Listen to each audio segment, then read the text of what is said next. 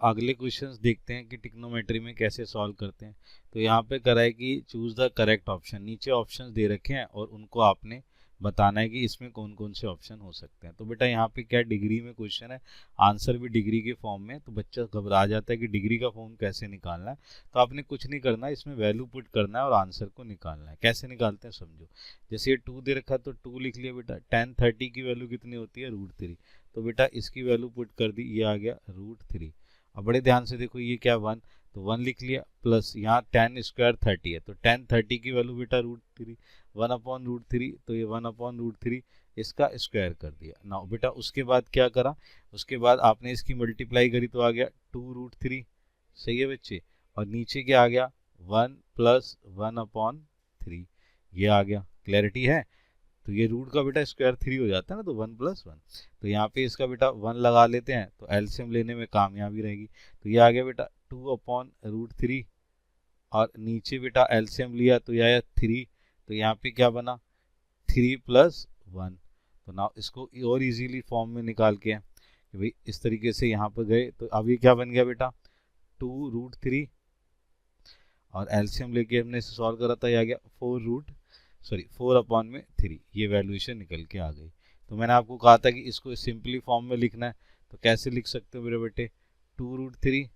अब ये जो है इसका डिवाइड का साइन लगा लो, ये कितना हो गया 4√3, सॉरी 4√3 कह रहा हूँ, ये आ गया आपका 3। क्लियर है। अब मेरे बेटे मैंने आपको क्या बताया था कि जब इसको सॉल्व करें तो डिवाइड के मल्टीप्लाई का जब साइन लगाएंगे तो ये क्या हो जाएगा, ये क्या हो जाएगा रेसिप्रोकल, ये हो गया 3/4। अब मेरे बेटा ध्यान से समझो, तो यहाँ पे वैल्यूएशन निकल के आई, ध्यान से समझना। तो जैसे ही यहाँ पर वैल्यूएशन निकल के आएगी वो वैल्यू पुट करनी है आपने। ध्यान से देखो, ये आ गया, ये देखो ये 2 से ये 4 कट गया। क्लियर है। तो बचा क्या 2, तो आपके पास क्या बचा 3/2√3। क्लियर है बच्चे, ये वैल्यूएशन आ गई। अब मेरे बच्चे मैंने आपको कहा था रेसिप्रोकल सॉल्व करते हैं, तो रेसिप्रोकल सॉल्व कर लेते हैं। तो ये क्या हो गया 3√3 जो है नीचे जो 2 से मल्टीप्लाई है उसको ऊपर और नीचे मल्टीप्लाई कर लो, ये लो। तो ये क्या आ गया 3√3 और ये क्या बन गया मेरे बच्चे 3√3, √3 और √3 क्या बन गए 3 और ये 2। तो ये कितना हो गया 2 × 3, ये 3 बन गया ना बच्चे। अब इस 3 से 3 की वैल्यू कट गई, सही है। तो हमारे पास जब 3 से 3 की वैल्यू कट गई तो अब हमारे पास बचा क्या, ध्यान से देखो, अब हमारे पास बचा √3/2। अब मेरे बेटे ध्यान से देखो, ये बताओ कि √3/2 इन चारों में से किसका आंसर होता है, यानी कि किसकी वैल्यू होती है। तो आप कहेंगे सर sin 60 की वैल्यू होती है।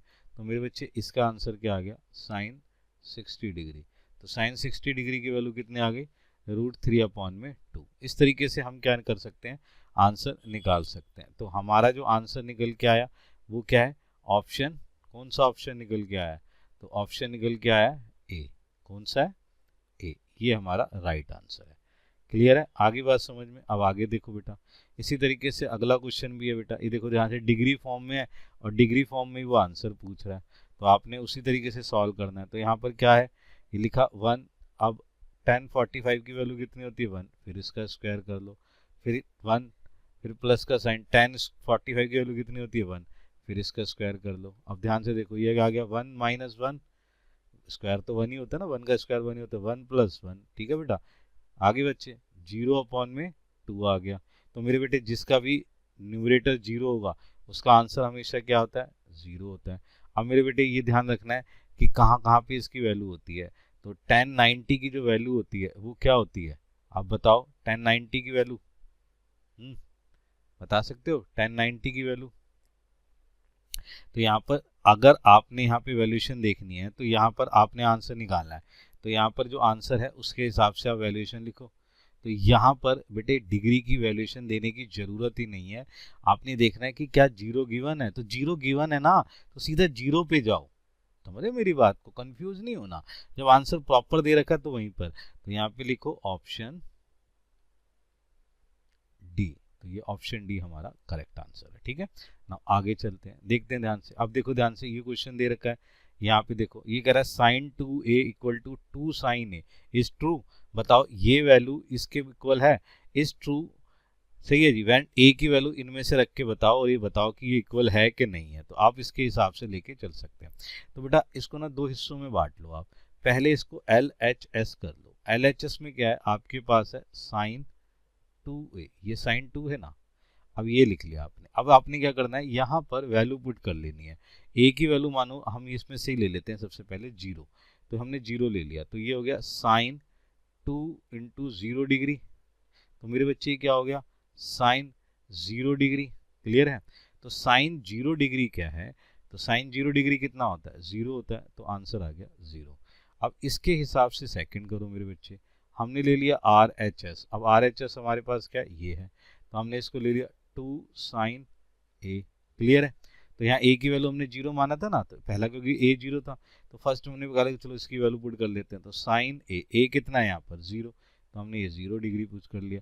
तो साइन 0 डिग्री कितना होता है 0, तो 2 को 0 से मल्टीप्लाई करो तो आंसर क्या आ गया 0। लो जी, पहले वाले से ही प्रूफ हो गया। इसका मतलब क्या हो गया कि sir L H S equal हो गया किसके, आर एच एस के, क्योंकि 0 डिग्री किसके निकल के आ गया, 0 डिग्री का निकल के आ गया।